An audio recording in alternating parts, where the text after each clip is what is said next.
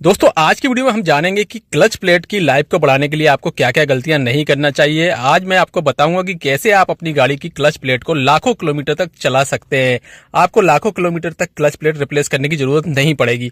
Generally आपको पता है कि क्लच प्लेट किस वजह से खराब होती है, लेकिन आज मैं आपको बताऊंगा कि जो मुख्य कारण है क्लच प्लेट खराब होने के वो क्या है, आप कौन सी गलती करते हैं जिस वजह से क्लच प्लेट खराब होती है, और अगर आप ये गलती को अवॉइड करेंगे यानी ये गलतियां नहीं करेंगे तो कैसे आपकी गाड़ी की क्लच प्लेट की लाइफ बढ़ जाएगी।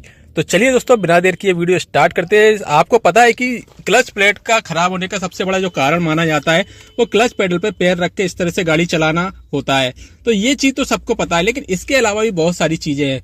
जैसे पहली जो चीज है दोस्तों यही है कि आप क्लच पे इस तरह से पैर रखकर गाड़ी को चलाते एक्सीलेट करते हैं तो यहाँ पर जो है दोस्तों आपकी गाड़ी की क्लच प्लेट धीरे धीरे धीरे धीरे घिसने लग जाती है, और घिसने के बाद जो है जो क्लच प्लेट आपको 1.5 लाख 1 लाख किलोमीटर पर चेंज करनी होती है वो आपको 40-50 हजार किलोमीटर पर ही चेंज करना पड़ जाती है।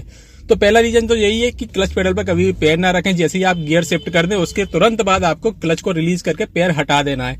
कुछ लोगों की आदत ये होती है कि इस तरह से पैर रख के ही गाड़ी को चलाते रहते हैं। जब भी आप गाड़ी को ट्रैफिक में चलाते हैं ना दोस्तों, तब मैनुअल गाड़ी में सबसे ज्यादा क्लच प्लेट का इशू होता है, क्योंकि कभी कभी हमको हाफ क्लच में गाड़ी को चलाना पड़ता है। अगर गाड़ी की रफ्तार धीमी है तो हम इस तरह से क्लच को दबा के एक्सीलेटर पेडल को प्रेस करते हुए गाड़ी को चलाते हैं।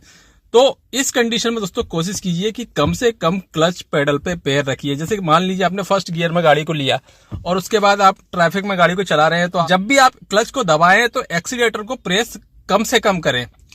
जैसे कि कभी कभी ऐसी कंडीशन बन जाती है आपने क्लच को पूरा रिलीज कर दिया, एक्सीलेटर पेडल को भी छोड़ दिया और गाड़ी अपने आप आगे बढ़ रही है, और उस कंडीशन में आपको स्पीड और कम चाहिए तो क्लच को आप हाफ दबा लीजिए, लेकिन एक्सीलेटर का सहारा मत लीजिए। एक्सीलेटर का सहारा तभी लीजिए जब गाड़ी बंद होने को या फिर आपको ऐसा लगता है कि अब गाड़ी आगे नहीं बढ़ पाएगी, तभी आप हल्का एक्सीलेटर लीजिए, ज्यादा एक्सीलेटर मत लीजिए। ठीक है, तो इस कंडीशन में भी क्लच प्लेट सबसे ज्यादा खराब होती है। इसके बाद दोस्तों जो तीसरा रीजन है ना, जो कि मुझे लगता है कि सबसे ज्यादा इंपॉर्टेंट रीजन है, वो ये है कि आप लोग क्या करते हैं कि गाड़ी को जब उठाते हैं फर्स्ट गियर में तो हार्ड एक्सीलेटर पेडल को प्रेस करके गाड़ी को उठाते हैं। और ये चीज मैंने बिगनरों के साथ बहुत ज्यादा देखी है, क्योंकि पहले गियर में गाड़ी बंद होती है तो वो क्या करते हैं एक्सीलेटर को फुल दबाते हैं, काफी ज्यादा दबा देते हैं, आरपीएम हाई करने के बाद फिर क्लच को रिलीज करते हैं। तो इस कंडीशन में भी दोस्तों आपकी गाड़ी की क्लच प्लेट की लाइफ कम होती है और सबसे ज्यादा क्लच प्लेट इसी टाइम पे घिसती है। अब इसके बाद जो चौथा रीजन है, जो कि मैं मानता हूं ये भी काफी बड़ा रीजन है, लेकिन ये गलतियां लोग कम करते हैं, लेकिन फिर भी जाने अनजाने में गलती कर बैठते हैं। मान लीजिए आपकी गाड़ी 60-70 की स्पीड या इससे ज्यादा स्पीड में चल रही है और उस दौरान आपको जब सडनली ब्रेक लगाना होता है तो आप एकदम से क्लच दबा देते हैं और एक्सीलेटर पेडल को छोड़ते नहीं है। तो इस कंडीशन में भी दोस्तों आपकी गाड़ी की क्लच प्लेट एकदम से बर्न हो जाती है, मतलब तुरंत ही बर्न होती है, 20-25% बर्न हो जाती है। तो इस बात का भी आपको ध्यान रखना है। अगर आपको सडनली ब्रेक लगाना तो सबसे पहले ब्रेक पेडल को इस तरह से दबाना है जैसे गाड़ी की स्पीड कम हो, उसके बाद आपको क्लच को दबा के गाड़ी को रोकना है, ना कि आप एक्सीलेटर पेडल को भी दबा के रखें और एकदम से क्लच को दबा देंगे तो एकदम से आपकी क्लच बर्न हो जाएगी। इसके बाद पांचवा जो रीजन है दोस्तों, जब आप गाड़ी को अप हिल में या फिर चढ़ाई वाले रास्ते पे चलाते हैं या कोई स्लोप पे चढ़ाते हैं, तो मान लीजिए आपने फर्स्ट गियर लगाया और उसके बाद जब आप गाड़ी को बढ़ा रहे हैं आगे की तरफ, तो एक्सीलेटर छोड़ने के बाद जब गाड़ी का क्लच रिलीज करते हैं तो गाड़ी आगे नहीं बढ़ती। तो उस दौरान भी आप एक्सीलेटर को हार्ड दबा के गाड़ी को फर्स्ट गियर में आगे बढ़ाने की कोशिश करते हैं। तो इस दौरान भी दोस्तों आपकी गाड़ी की क्लच प्लेट बहुत ज्यादा बर्न होती है।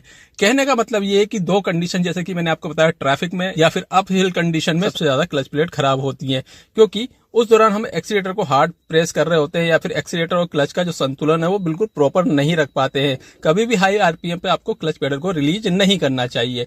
तो ये इन्फॉर्मेशन थी क्लच प्लेट खराब होने के। अगर आप ये चीजों को अवॉइड करेंगे तो आपकी गाड़ी की क्लच प्लेट की लाइफ दुगनी हो जाएगी। उम्मीद है जानकारी पसंद आई होगी। अगर वीडियो पसंद आया तो वीडियो को लाइक कीजिए, शेयर कीजिए, चैनल को सब्सक्राइब जरूर कीजिएगा। धन्यवाद।